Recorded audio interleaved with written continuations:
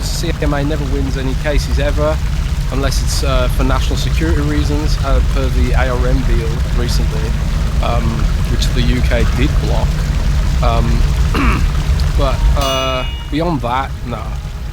Yeah. There could be some really annoying stuff for the UK market. So maybe in the UK, Call of Duty isn't in Game Pass just for the UK, which will screw over UK consumers, right? Yeah, but the CMA doesn't care about consumers. They care about PlayStation. Yeah, they care about PlayStation. So yeah, it's gonna be fun to watch. And if you're a UK consumer, buckle in because you're about to get screwed. Yeah. Soul Reaper says, Jez, please tell us what you know regarding State of Decay 3. The silence on the screen has been deafening. I know that's one of the most anticipated games that you have. I mean, you like State of Decay 2. I felt it was too much of like State of Decay 1.5. Yeah, I felt that way too, Ben. But I like State of Decay 1, so it was just like, more the same. I'm okay with that, you know. But yeah, I don't know a great deal about the current state of Decay 2. My last little sort of cache of information I had about a year ago, which is where I found out they were focusing more on the characters, and they wanted to sort of make it a little bit more, I don't know, personal, sort of. So like you actually care more about the characters. That's a big focus in the next one. But beyond that, I'm not exactly sure. It's something I'm trying to research though. So stay tuned, I guess. But analytically speaking, if you look at like how much hiring they've done, how many studios are involved now, and how Undead Labs has become like a multi-studio with lots of little development hubs in loads of different locations to take advantage of local talent. I believe they've got a little studio hub in Texas, another one in California, and a bunch of random places. I can't remember exactly where I've got my head, but they're all over the place, and they're all remote and stuff like that. So I've got high hopes for it personally. I've got really high hopes, and the Coalition supposedly contributing to on the engine side, and we all know Coalition are the masters of Unreal Engine, so I'm pretty excited for it. I saw a comment here by Dad vs. Rock, and it's Ren. You wanted me to do a poll about the average age of the Xbox 2 audience, so I thought that was interesting. So I'm gonna do that. Well, can't we just look at the analytics? Well, we probably could, but let's just poll the audience, see if they're being truthful. So I'm putting up a poll here. Let's find out the average age of the Xbox 2 audience. How old are you? And I have 20 and younger, 30, 40, or 50s and older. So what do you think? What do you think the average age is going to be, guys? Let's ask the people.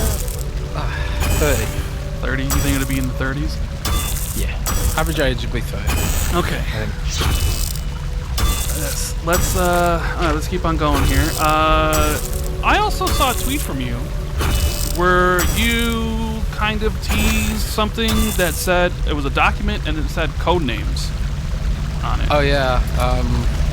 About that. About that. About that. Let's talk about that, shall we? You haven't told me any of this stuff, by the way, which I'm upset about because most of the time you normally do. Because I love code names and all this stuff. So I saw it in Futures in our backend, in Windows Central's backend. It's an article by Zach Bowden, so it's probably Windows and Surface related. Oh. So I know you don't care about that. Nobody cares about Windows and Surface. Like we care about Xbox code names. We care about Xbox. Did you not watch the Surface event this week? No, I don't care. I don't care about Microsoft. I care about Xbox. I don't care about anything else. Am I the only person? Like I know people like Microsoft fanboy. Like I only literally care about Xbox. I don't care about Surface. I don't care about Azure. I don't care about Office 365 or whatever other thing. I don't care what the rest of the company does. It doesn't matter to me at all. I only care about Xbox. Am I the only one? I couldn't care less what the rest of the company does. Everyone else here loves Surface. Nobody else here loves Surface. Nobody else. Everyone, they all watched the Surface event. They're all really hyped about it. It's just you, man. Only you hate Surface. No, that's right, guys. Back me up, guys. Back me up. No, please. No, guys. I bet you nobody else watched the Windows event because nobody cares. It It was a huge traffic driver for us this week. We had like our best traffic week since Elden Ring this week. Oh, really? Yeah, but a big part of that was the RTX 4090 launch, which I thought was really funny. Because like all week on the PC gaming subreddits, everyone was saying, vote with your wallet, don't buy the RTX 4090, and it's already sold out. Yeah, but I mean, you knew it was gonna sell out. That's not a surprise. What is it, 82 teraflops of power? Right, 82 teraflops of power is big.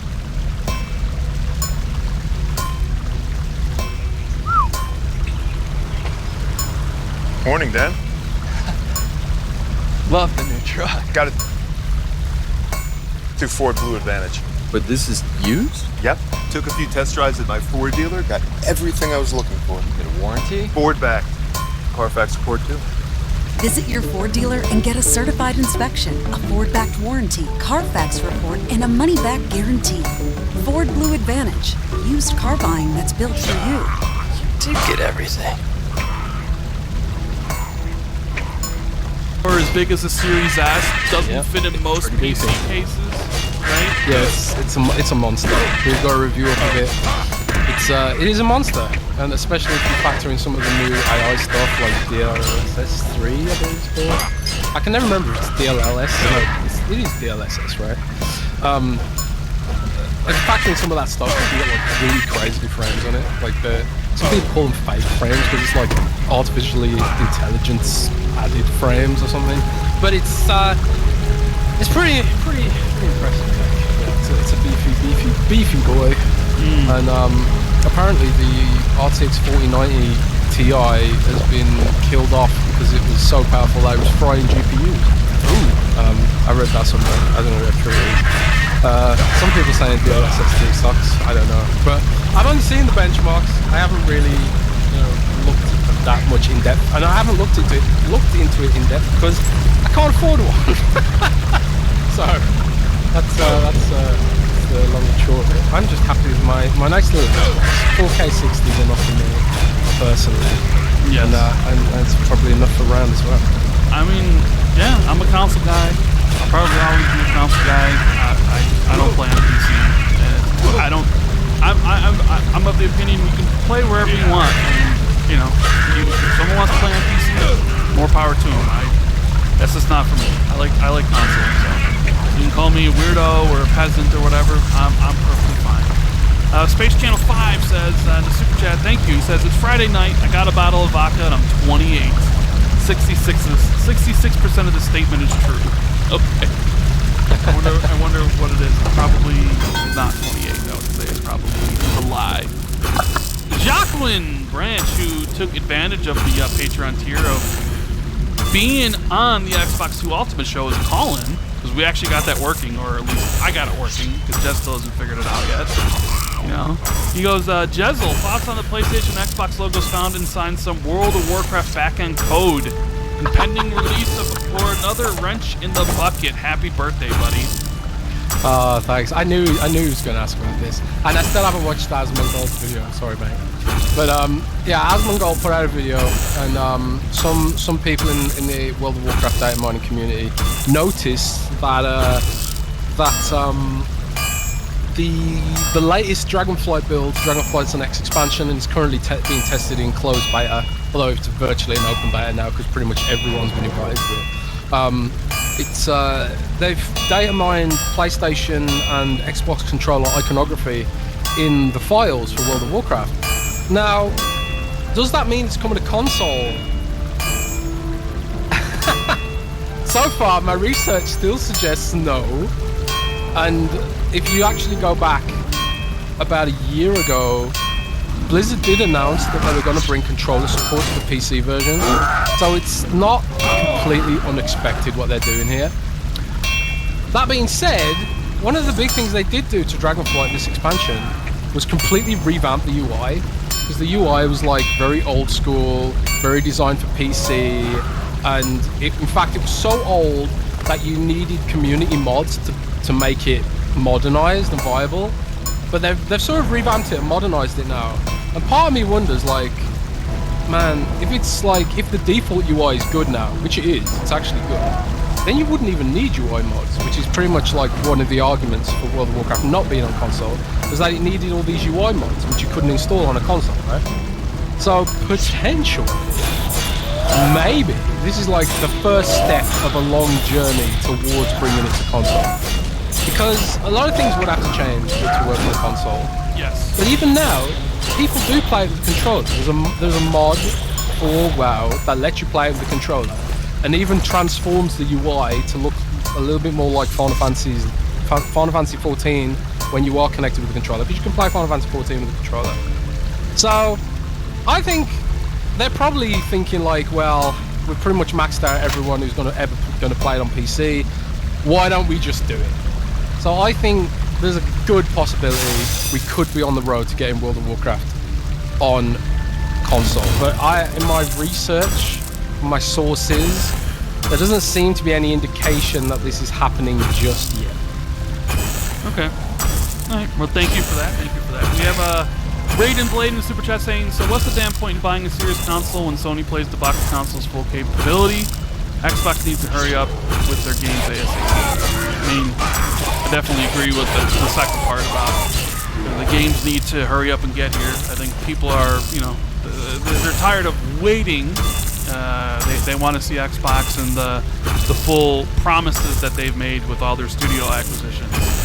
So yeah, I don't know if Sony's paying to block the consoles for full capability, but that is something that Sony is worried that they will do with Call of Duty, that Xbox will make it better than the PlayStation version.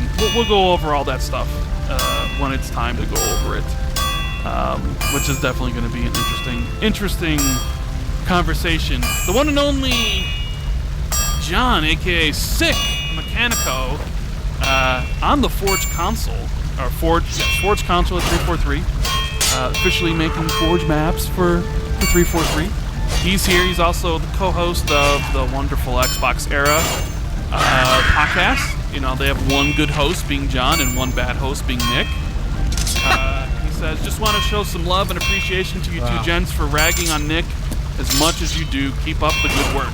That's what we're here for, man. We're here to rag on Nick as much as we can, right? I like doing the Xbox Era show, not because of Nick, but because of you, John. Because you've always been cool and suave. You're making some cool like what has Nick done? What has Nick made? You know what I mean? Like, really, what is his talent?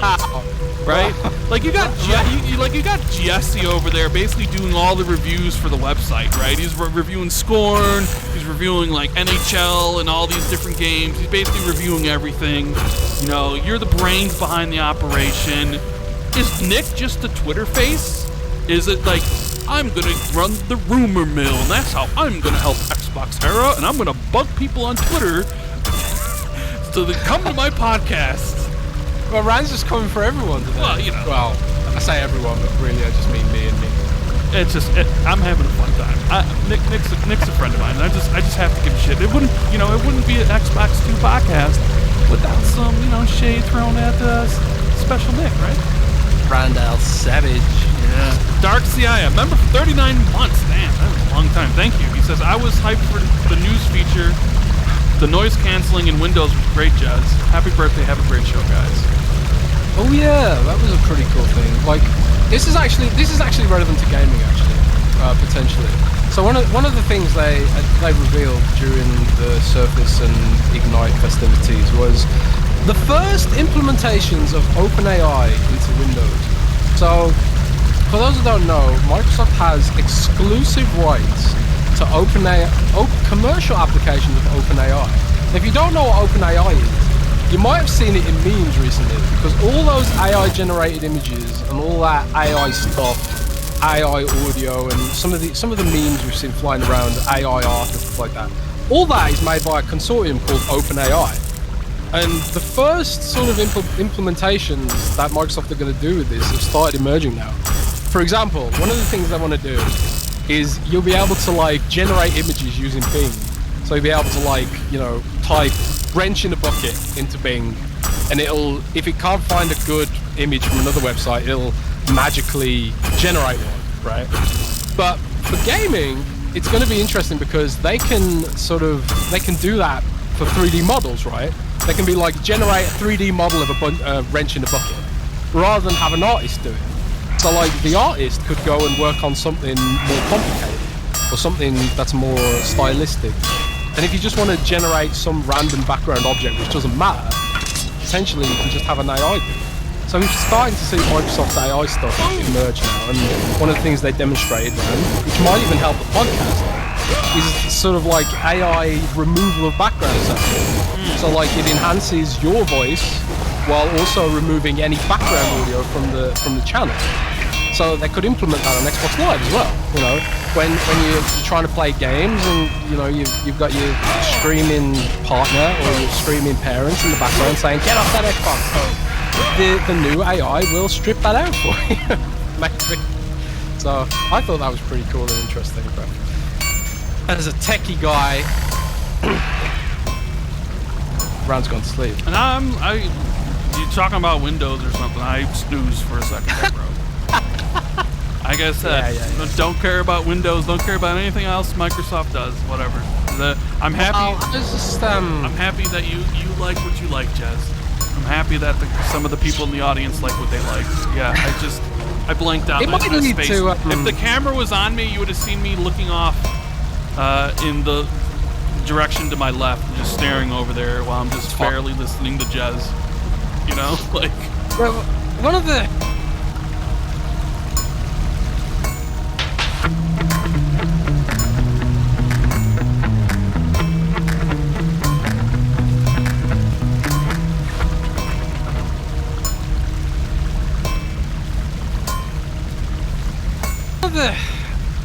I don't know. It could lead to better AI in games though as well, which is what I'm hopeful for when it comes to this AI stuff. But yeah, maybe it won't. I'll have to wait and see. Okay. So we have a super chat here from Midnight. It says, "Can UK stop the acquisition? I'm hearing that you can block the deal over there." I mean, there's things that can happen. I mean, it's like if everywhere else in the world approved it except the UK. Microsoft could take them to court, sue them, right? They could come up with some concessions to get it go through. Things like that. Like, the only way it really gets blocked is if, like, everywhere in the world blocks it. Which I think is highly unlikely. I still think it's highly unlikely the deal gets blocked anyways. There's a reason for this. There's a reason there's a phase 1 and a phase 2 for this stuff, right? Because if phase 1 was all that mattered, then they would already be having proceedings, but they go into a more in-depth independent panel for phase 2. And that's why Microsoft was very aggressive with their responses towards the CMA, because they felt like they were taking a lot of third parties' opinions as sort of like facts in this case. Yeah. And that third party opinion just happened to be PlayStation, the one that doesn't really want it to happen. And PlayStation's, you know, bread and butter, their dominant market is the UK, is where, you know, I'm sure Jim's got a lot of friends over there. So I'm sure, you know, they're probably, I think they're, well, we'll talk about that when we get there, but yeah. I mean, if you want a good analysis of all this stuff, like, look, I'm not a lawyer. You know, I don't even have surface level knowledge of any of these things.